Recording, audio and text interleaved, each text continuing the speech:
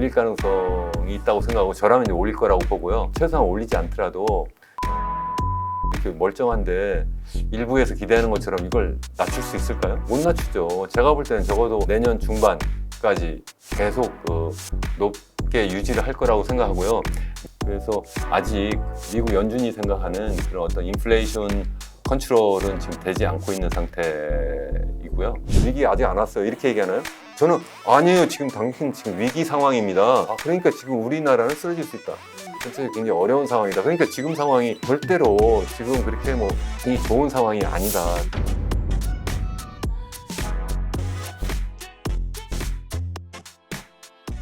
1타 강사에게 듣는 경제 1타 해법. 오늘은요, 집값에 대해 명쾌한 해답을 주실 분이죠. 강원대학교 이현훈 교수님 모셨습니다. 어서 오세요. 네, 안녕하세요. 반갑습니다. 시청자 여러분 반갑습니다. 저는 강원대학교 국제무역학과에 현재 재직하고 있고요. 최근에 제4의 길 연구소라고 하는 연구소도 시작해서 보다 본격적으로 현재 진행 중인 전 세계 주요 이슈들을 연구 분석하고 또 여러분들과 함께 공유하려고 하고 있습니다. 교수님, 저희 1부는요, 금융위기, 경제위기 이런 이야기 위주로 좀 나눠보고자 합니다. 가장 먼저 현재 이제 미국의 금리 기조 먼저 짚어보고 싶어요. 뭐 물가와 고용 이런 거 한번 짚어주시죠. 미국 연준 중앙은행이 2022년 3월부터 시작해서 기준금리를 소위 연방 기금금리라고 하는 Federal Funds Rate를 0.25% 상단으로 0.25%부터 시작해서 최근 이제 5.5%까지 이제 기준금리를 사상 추후에 빠른 속도로 광폭으로 이제 올렸죠. 그렇게 올리면서 초기에는 많은 분들이 이것이 급작스러운 어떤 자산 시장의 충격으로 오지 않을까 좀 염려도 했는데 크게 그렇게 뭐 충격받지 않았고요. 작년 후반기까지는 꽤 그래도 미국의 소위 주요 주가 지수들이 뭐 다우존스라든가 뭐 S&P 500이라든가 나스닥 이런 지수들이 꽤 많이 빠졌긴 한데 올해 들어서 꽤 많이 올랐죠. 예를 들어서 뭐 나스닥 같은 경우에는 뭐 한 34% 정도 지난 밤까지 이렇게 계속 상승했는데요. 그 가운데 사실 이제 기준금리 이렇게 올린 것은 무엇보다 이제 인플레이션 율이 너무 높기 때문에 그걸 잡기 위해서 이제 기준금리를 급하게 이제 올렸는데 미국 연준이 타겟으로 생각하는 그 물가 지수 하면 CPI보다는 PC 물가 지수라고 하잖아요. 그 중에서도 소위 이제 에너지와 식료품을 제외한 소위 코어 PC라고 하는 그러한 지수가 있는데 그 지수로 보면 최대치가 제일 높이 올랐을 때가 처음 이제 그 기준금리를 올리기 시작했던 바로 직전 2022년 2월에 이 5.4% 정도였거든요. 전년 동기 대비로. 그러다가 최근 지표로 보면 이게 한 4.1%, 4.3% 이 정도 수준까지 내려왔어요. 내려왔다고 말하기가 좀 부끄러울 정도로 조금 내려왔어요. 사실은 5.4에서 4.1, 4.3 이 정도면 그렇게 많이 내려온 건 아니잖아요. 그래서 아직 미국 연준이 생각하는 그런 어떤 인플레이션 컨트롤은 지금 되지 않고 있는 상태이고요. 또 이제 그러한 과정에서 또 이제 걱정했던 것이 실물 경제에 이제 큰 충격이 오지 않겠느냐 이렇게 했는데 실제 보면 뭐 실업률도 지금 굉장히 견조한 상태잖아요. 고용 시장이 지금 뭐 약간의 이제 위축되는 그러한 조짐이 나타나기는 하지만 아직도 뭐 실업률로 보면 6월에 3.6%, 7월에 뭐 3.5% 거의 뭐 완전 고용 상태고요.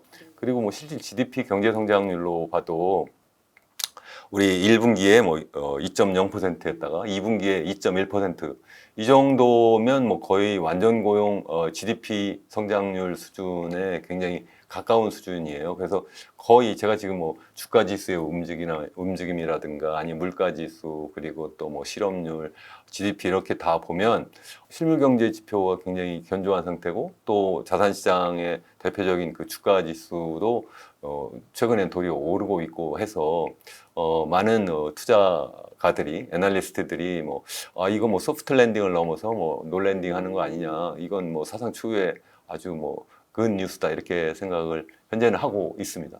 잭슨홀 미팅에서 원래 파월이 조금 강한 매파적 발언을 조금 예상을 했었는데 시장이 이번에는 좀 덜 매파적인 발언을 조금 내놨더라고요. 금리 인상을 뭐 신중하게 할 것이다 이런 발언들이 있었는데 뭐 원론적이란 이야기도 있긴 한데요.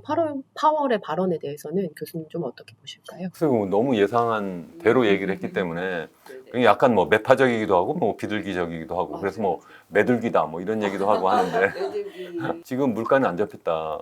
제가 아까 좀 전에 말씀드린 것처럼 소위 코어 PC 기준으로 보면 지금 아직 뭐 4% 상단에 있는데 우리 목표로 하는 것이 2%잖아요. 아직 그 2배 이상인데 지금 물가가 잡혔느냐 안 잡혔다.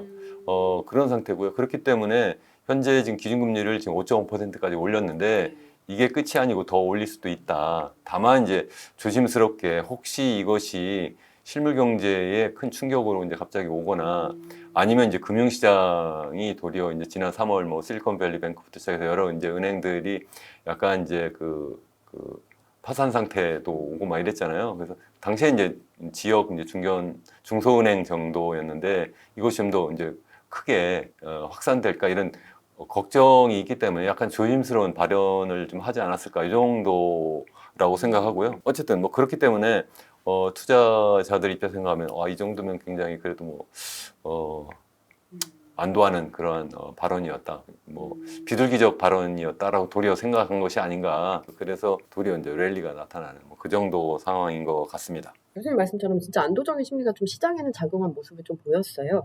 향후 그럼 연말까지 아까 좀 올릴 수도 있을 것 같다고 말씀을 해주셨는데 연준이 좀 기준금리 한 번 더 올릴 거라고 조금 저는 올릴 거라고 보는 것이 일단 6월에 인플레이션율이 뭐 CPI로 봐도 그렇고 뭐 PC도 봐도 그렇고 다 지금 많이 떨어졌다고 이렇게 보고 있잖아요. 다만 이제 코어 PC로 보면 그렇지 않다 하는 말씀을 드렸고 그렇게 많이 떨어졌던 중요한 이유가 소위 원자재 가격, 코어 할 때는 이제 원자재 가격이 들어가지 않는다고 그랬는데 원자재 가격 중에 제일 중요한 것이 원유 가격이잖아요.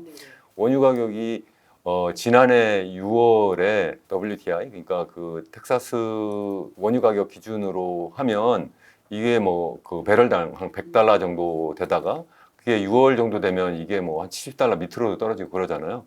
그러다가 이제 최근에는 이게 뭐 80달러 상단으로 계속 이제 옮겨가고 있는데 그 사이에 또 지난해 또 7월, 8월에는 도리어 이제 그 원유 가격이 이미 떨어지고 있는 상태라서 소위 기저 효과가 이제 반대로 나타나고 해서 7월 달, 8월 달의 경우에는 물가 상승률이 도리어 높아지는 그러한 상황이 될 거라고 좀 보고요. 그런 상태에서 여러 가지 실물 지표 굉장히 견조한데 미국 연준의 위원이라면 우리 이 기자님 같으면 어떻게 하시겠어요?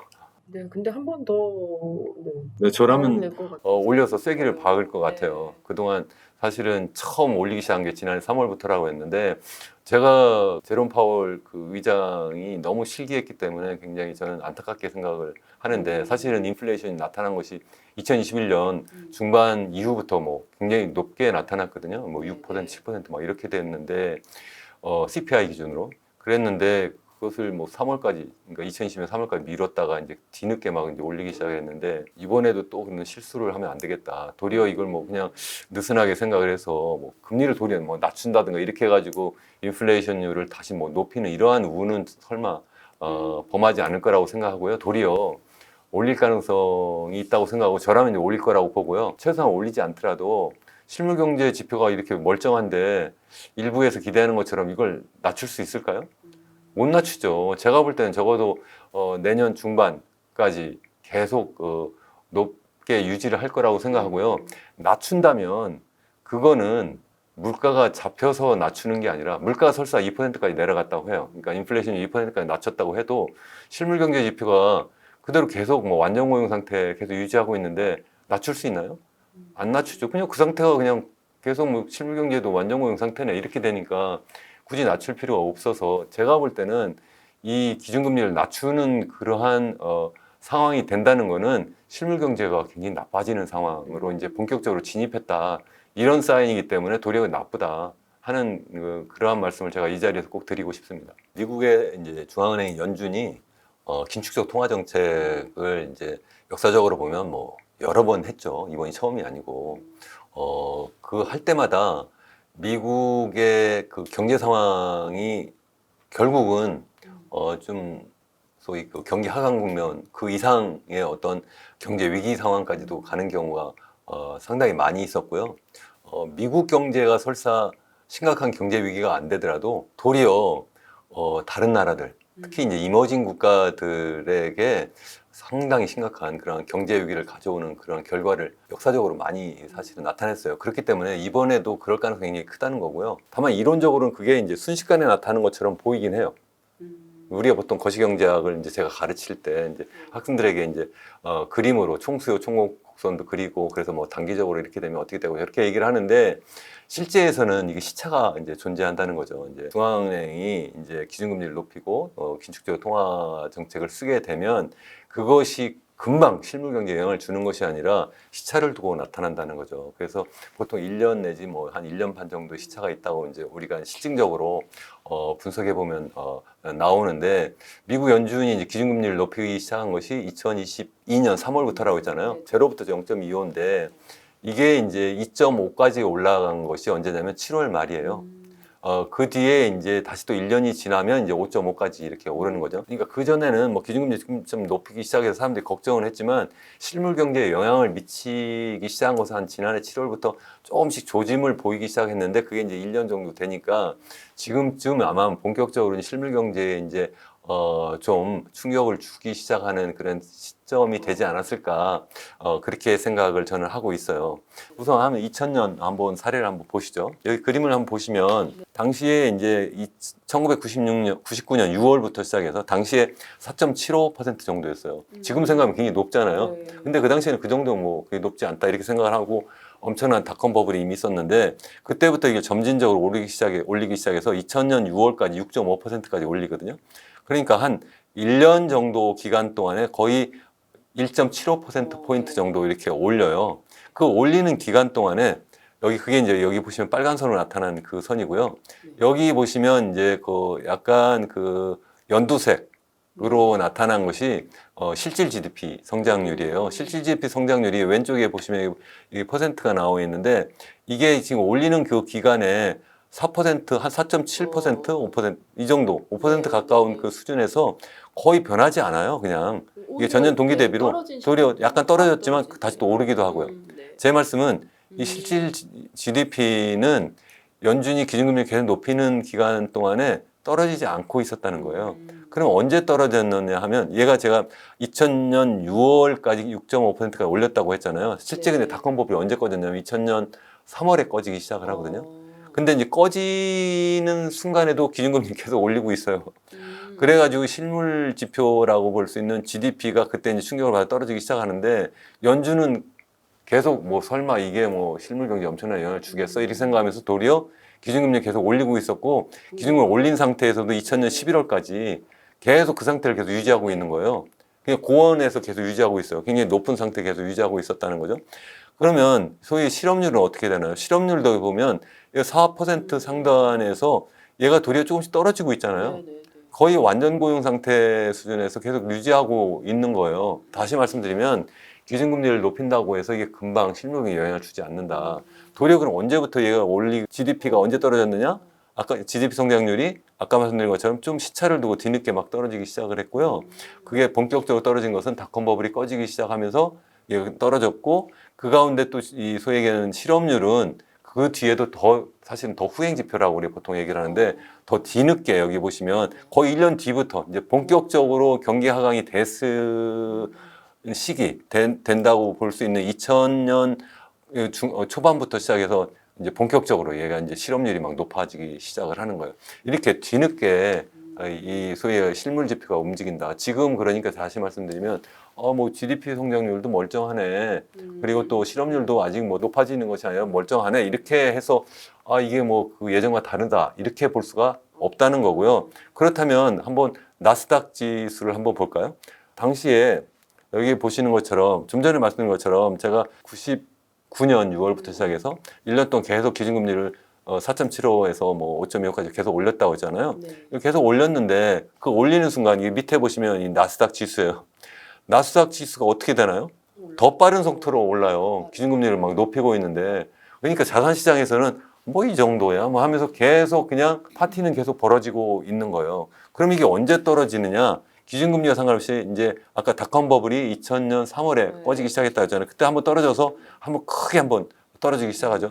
그래도 또 그게 이제 계속 연속적으로 나타나지 않으니까 얘가 다시 또 좀 오른 듯 하다가 고원에서 계속 유지하고 있는데 계속 그러면서 연쇄작용을 두고 이제 막 여러 가지 이제 기업들이 이제 막 파산하고 그러니까 이제 본격적으로 실물 경제에 막 이제 소위 이제 경기 침체 신호가 나타나고 그러니까 소위 나스닥 지수도 이제 거의 원위치로 돌아와요. 얘가 거의 이거 보세요. 이게 지금 3월부터 시작해가지고 왼쪽과 오른쪽을 보면 이게 두 개를 딱 접히면 두 개가 거의 만나는 것처럼 보이잖아요. 거의 데칼코마니예요. 그렇게 급하게 많이 떨어졌다 하는 말씀이에요.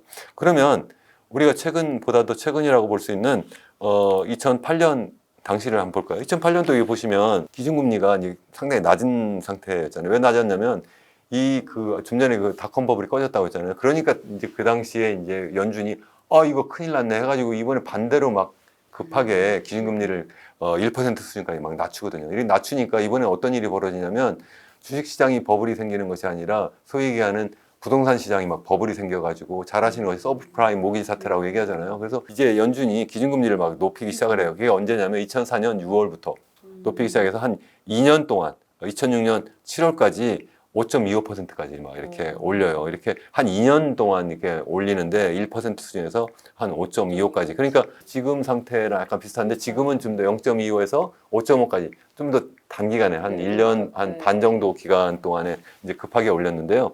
이렇게 올리면서 여기도 보시면 제가 아까 초록색이 실질 GDP 성장률이라고 했잖아요. 이게 그렇게 떨어지나요? 거의 안 떨어져요. 계속 이게 지금 한 4%, 3%이 정도 수준인데 이 정도면 미국의 기준으로 보면 거의 완전 고용, 실질 GDP 성장률 수준이에요. 거의 안 떨어졌다는 말씀이고요.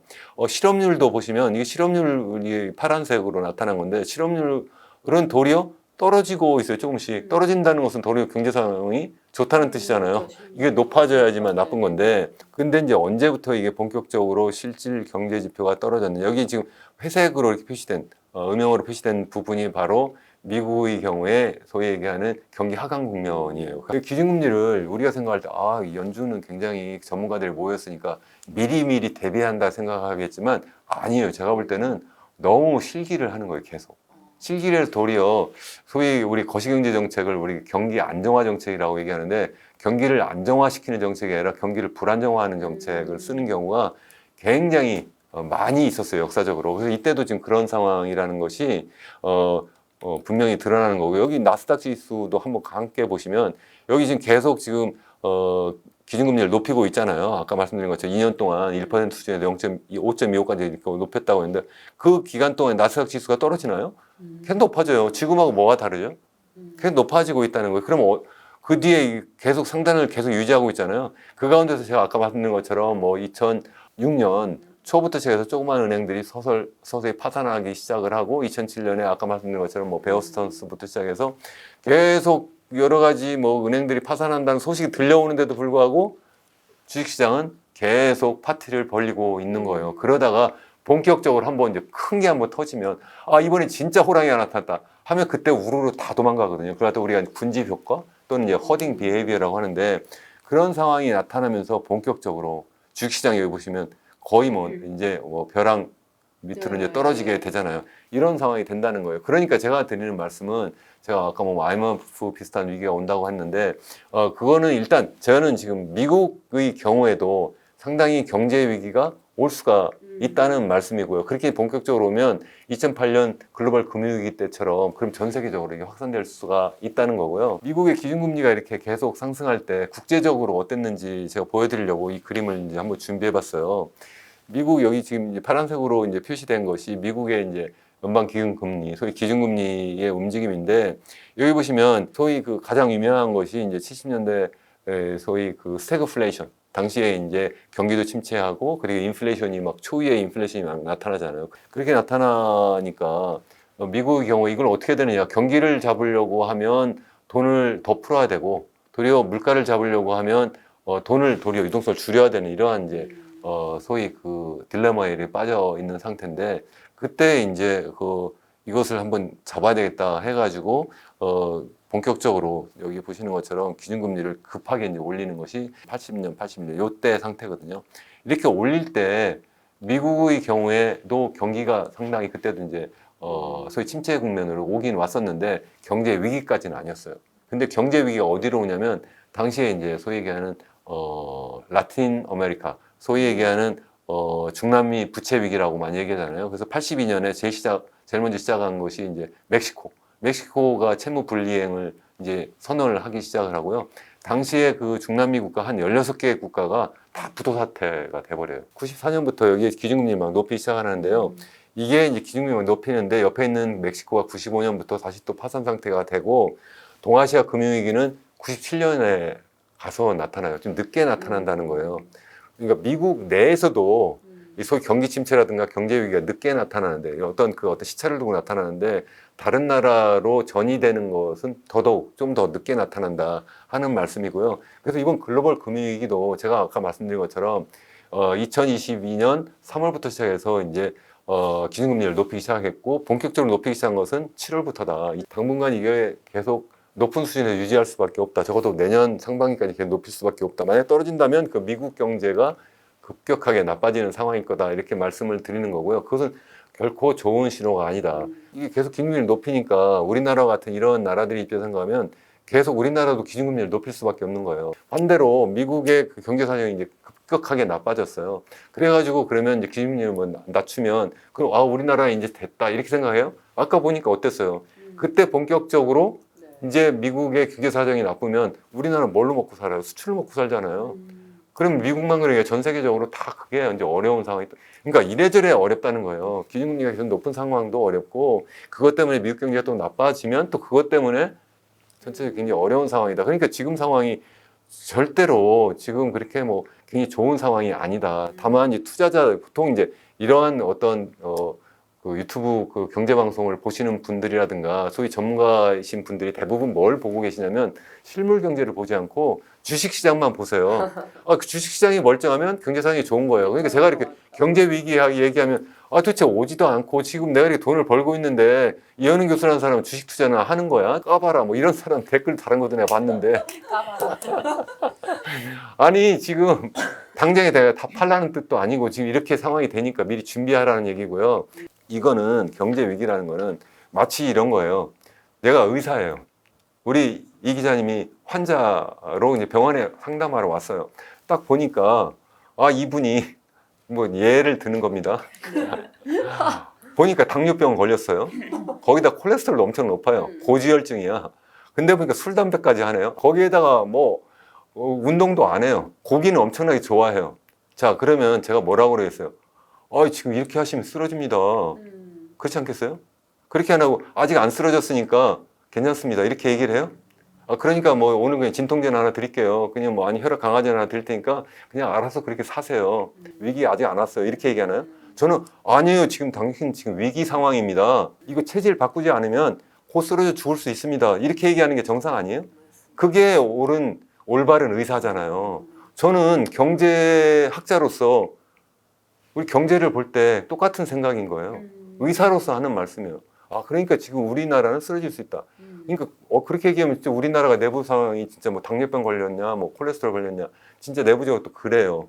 그 얘기는 뭐 좀 이따 제가 드리려고 하는데 그렇기 때문에 우리나라가 지금 미국만 제가 막 이렇게 비난할 문제가 아니라 그거 말고 내부적으로는 내가 그러한 가운데서 내가 뭐 그래도 열심히 운동하고 그래도 좀 술, 담배 끊고 고기 좀 줄이고 기왕이면 거기에다가 뭐 여러 가지 내 체질을 개선하기 위한 노력을 막 하면 좋은데 그렇게 안 하고 있으면 결국은 외부적인 어떤 충격이 이렇게 딱 올 때 내가 푹 쓰러질 수가 있잖아요. 심장마비가 오거나 아니면 뇌졸중이 오거나 그런 상황이 올 수 있다는 거죠. 그런 상황을 우리가 주의해야 되겠다. 뭐 그런 말씀입니다. 저는 그것도 좀 어려울 거다. 왜냐면 상저하고가 아니라 제가 볼 때는 상저하저. 문제는 우리나라가 이 인구 고령화 속도가 전 세계에서 가장 빠르다는 거예요. 앞으로 10년도 안 남았을 거라고 저는 생각을 해요. 그러면 우리나라의 잠재 성장률이 0%까지 떨어진다. 지금 이 우리나라 경제 상황이 지금 굉장히 어렵구나. 장기적으로 전형적인 불황흑자라는 거예요. 그게 뭐 그게 자랑할 문제냐? 아니라는 거예요.